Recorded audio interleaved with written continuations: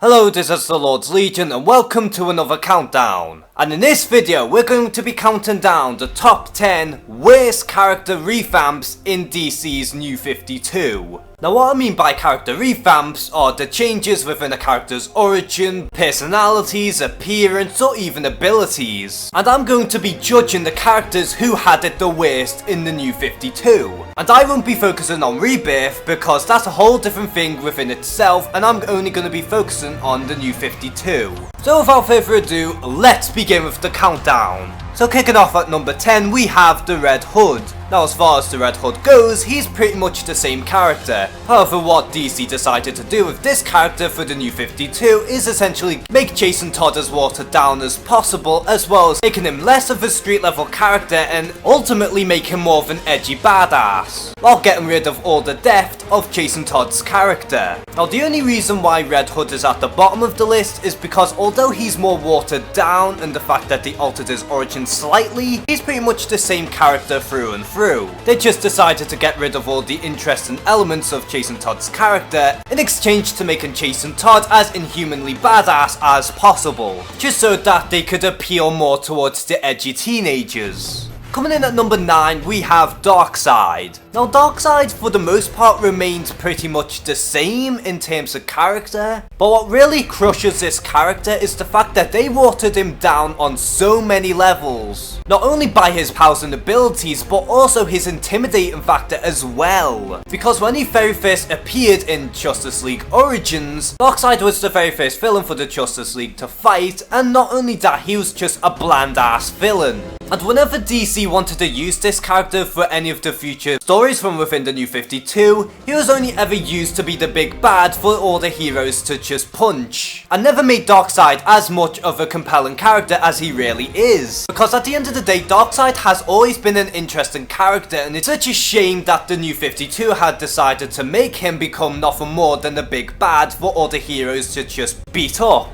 Coming in at number 8 we have Mr. Freeze. Now this one is quite personal for me because Mr. Freeze has always been one of my favourite characters in the DC comics. But the reason why Mr. Freeze is low on the list is purely because we never had to see much of this interpretation. So what's so bad about this version of Mr. Freeze? Well, in the New 52 they decided to retcon the whole marriage between Victor and Nora and decided to make Mr. Freeze become this stalker, and essentially make one of Batman's only few sane villains into one of the most insane villains within the Batman mythos. And this is so painful to see because Mr. Freeze has been one of the most compelling villains in Batman history. And only for the New 52 to just dampen it so far to the ground, it's just really depressing to see what happened to this character. The New 52 Mr. Freeze is so bad that it gives Arnold Schwarzenegger's version a run for his money. Coming in at number 7 we have Static Shock. Now this next entry has nothing to do with the characterization of Static Shock, but rather how terribly the New 52 has used this character. So when the New 52 started, they decided to give Static Shock another chance of an ongoing series along the same time that Marvel was doing so well with Miles Morales. But what they decided to do with Static is pretty much drag him away from all the other heroes and pretty much just toss things on the wall and see what would stick.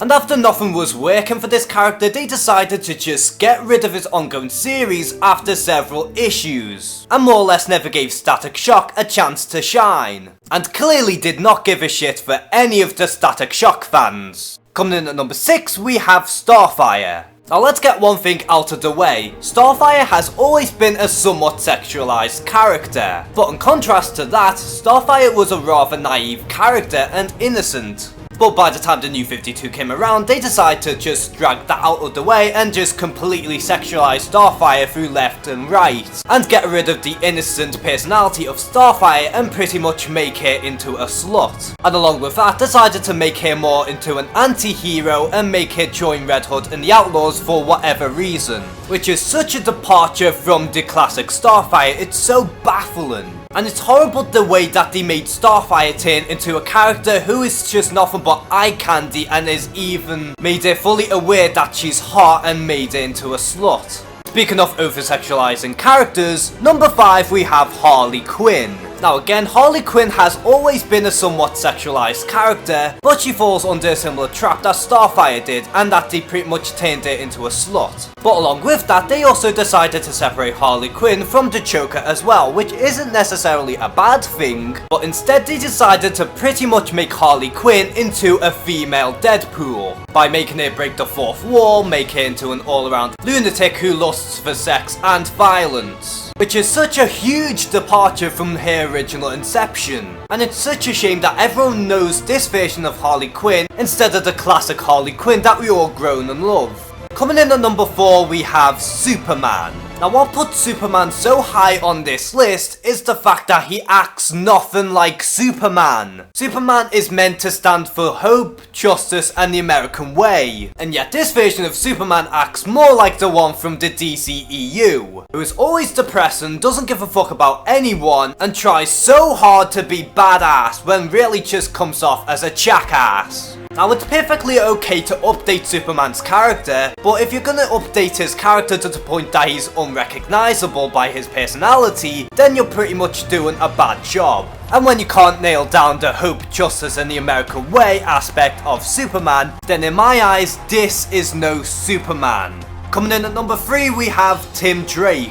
Now again, this has nothing to do with Tim Drake as a character. In fact, if anything, he is perfectly fine in the New 52. But the problems really lie with the New 52 always trying to retcon the fact that he was never a Robin. Despite the fact that in Batman's mythos, Tim Drake has pretty much been Robin for almost 2 decades. And doing that sort of retcon not only fucks up Tim Drake as a character, but it also messes up the timeline within Batman's mythos. And there's no real reason as to why the New 52 keeps trying to retcon his time as Robin, considering he has always been debatably the best character in the role of a Robin. Coming in at number 2, we have Lobo. Now Lobo has really had it rough as he had 2 alterations. When he first appeared into the New 52, he was nothing more than a generic alien hunter, and gone with the days with the over-the-top 90s stereotype of the character of Lobo. But then the New 52 decided to do a whole Clone Saga bullshit and have another character take on the ranks of Lobo, to which the entire time the 90s Lobo was a complete fake, and instead we have an edgy emo scrawny reject being revealed to be the real Lobo, which is such a departure from the original inception of Lobo that it was actually disgusting. And that stunt was so horrible that in DC's Rebirth they pretty much retconned the whole thing and that the 90s Lobo was the real Lobo again. And since then the reject Lobo has been nowhere to be seen.